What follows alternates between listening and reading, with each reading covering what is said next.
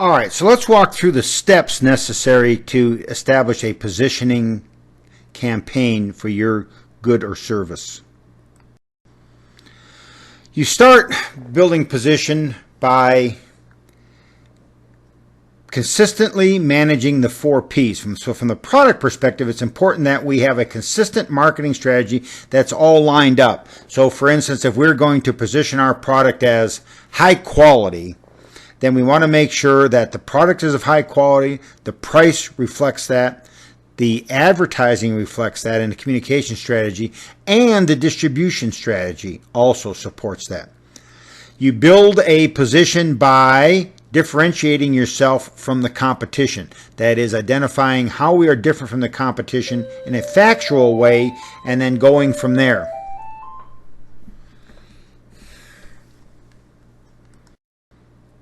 There are 2 basic ways to establish a position. One is to identify positioning holes, and the other is to reposition the competition. An example of identifying the positioning holes might be a new toothpaste company that goes in and tries to establish itself as a toothpaste in that particular business. Most of the great positioning positions are already been established. For instance, Crest has positioned itself as the cavity fighter. Colgate has positioned itself as having MFP, maximum fluoride protection. That's right, MFP. And of course, then Colgate is has positioned themselves as the fluoride toothpaste. Well, if you're going to come into that marketplace, you can't take away that cavity fighter toothpaste position from Crest, and you can't become the fluoride toothpaste because Colgate already has it. So what you're going to need to do is figure out a different place to position your product. So an example would be a company like the Lever Brothers came out with came out with Close-Up, and Close-Up was positioned as the Fresh Breath toothpaste. And of course, now we have products like Aquafresh, which positions itself as cavity fighting and white teeth and fresh breath. And you know it has all of those because you can actually see 3 different colors in the toothpaste. Another example would be to reposition the competition. 7-Up was the most successful company to do this in the 1970s when they referred to themselves as the Uncola. That is, they argued that all the colas were dark brown soft drinks and theirs was the crisp, clear lemon lime alternative. Theirs was the Uncola. To establish your position, there's 3 things that you need to do. First, you need to do a self-analysis. This goes back to the old notion of let's not try to be something we're not. So what position do we currently own and what position do we want to own? Then we need to do an attribute analysis. What benefits do we really offer? Do we really match the position that we're trying to establish? And then finally, can we deliver on our positioning statement? That is, will our product really be what we are trying to position it as? And if the answer to that is no, then we need to go back and think through this again. Next, we need to do a competitor analysis. That is, how are we different from the competition and how do we want to be different? Take an example of Buick. How is Buick different from their competitors and how do they want to be different? What positions do their direct competitors own and what position does Buick want to own? It really is us versus them. In this case, Buick versus the competitor. Then we need to do a customer analysis. What does the customer value in this product category? Are the benefits that they are interested in functional benefits like problem-solving benefits? Are there symbolic benefits that is benefits that are more socially oriented, or are they experiential benefits? That is benefits that stimulate the mind or body.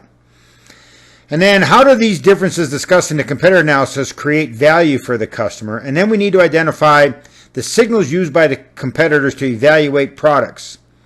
And then we need to, of course, once again, then focus on differences across segments. It may turn out that we need to focus on a very specific segment that wants a very specific thing in that particular product category. Once again, then, meaning we can't appeal to everyone, but in fact to just one specific segment. This leads us to the notion of the USP, which stands for Unique Selling Proposition. That is, what is it that we are actually selling? What is it that we have in our product that creates value? So if I'm trying to sell Buick automobiles, what's the unique selling proposition for Buick automobiles that creates value to the consumer? Once again, the unique selling proposition needs to be a reason to buy. It needs to be provable. That is, I need to be able to provide evidence that it is in fact, that the statement that we're making is true. And then I need to be committed to that USP, that unique selling proposition, and make sure that all of my marketing strategies over time support that unique selling proposition. All right, so creating a position from the unique selling proposition. So I identify what the unique selling proposition is, and then I say, can I sum it up in one sentence? For instance, take you as an individual. Let's say that you're on the job market and you're looking for a job. What's your unique selling proposition? That is, why should someone hire you? And can you sum it up in just one sentence? And then, what signals do customers use to determine that position or classify brands? That is, how are we going to demonstrate to customers in a very simple way that we have the unique selling proposition that we claim we have? And then, of course, what are the key associations that best signal our position?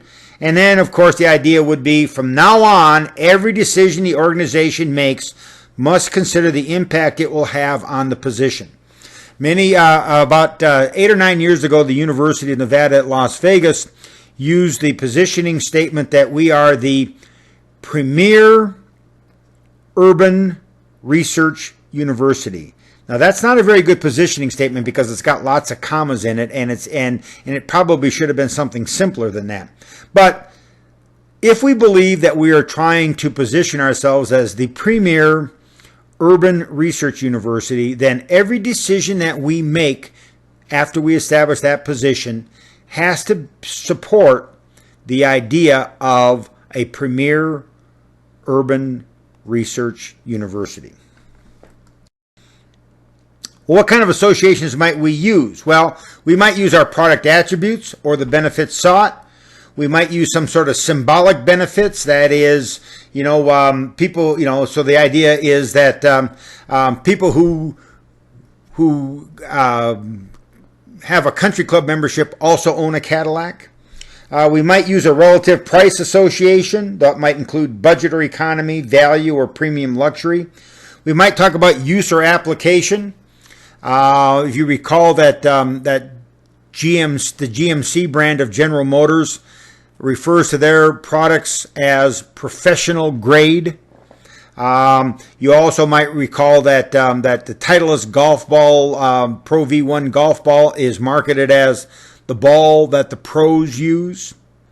All right, and we also might have an association associated with quality. That might include durability, reliability, or quality in terms of performance. Other types of associations might include customer type. And so, the best players use our product. The pros use our product, those sorts of things. It might be an association with a celebrity or spokesperson. We know who some of our favorite celebrity and spokespersons are for particular products. I think it's sort of funny now that Kentucky Fried Chicken has brought back Colonel Sanders, and of course, about every 3 or 4 weeks, they bring in a new actor to play Colonel Sanders. And so I think that's sort of funny. It might be in a lifestyle association. That is, this is the car that yuppies drive.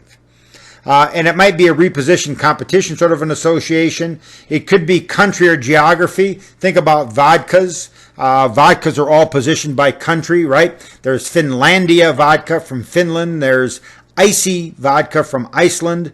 There's Chopin vodka from Poland. There's Grey Goose vodka from France. And, of course, there's Stolenice vodka from Russia. We also might have some sort of experiential association. That is the way the product makes us feel. There's a recent Cadillac ad done by one of the actresses from the TV series Grey's Anatomy. and she's doing a Cadillac commercial, and she says, "When you turn on your car, does it return the favor?" That's really all about the experience of driving a Cadillac. Some association building tools that you might have would be the product features, the price, the packaging, the slogan, the quality, the distribution, the advertising, the symbols that we use, sponsorships, and website and other social media today are very important association building tools. And so when we decide what the associations are going to be, these are the different ways we might make sure that the associations become attached to our specific product. Now it's your turn. You can try this for any product, but let's, for an example, think about Buick. You know, Buick is struggling to stay as a vital automobile company. They're a division of General Motors. And so you think about a car company like Buick. First, you would want to write down what are the benefits offered by Buick. And then ask yourself, how is Buick factually different from their competitors? And then what customer segments is the Buick likely to appeal to, and what are those, and so what benefits are we going to sell, and how, and then how is that shown in the Buick? And then we really need to write down the one sentence USP, unique selling proposition for your product. You know what Buick's slogan is right now? It's, "That's a Buick." That's their slogan, arguing that it doesn't look like a Buick. Not really sure you can sell cars that way. Now it's your turn, continued. For each unique selling proposition, list the associations you would use to single that position. And as you try this with someone like Buick, you realize it's harder than you think. And next week we'll have a little offline assignment for you to complete to work on this and to pick up a couple of extra points.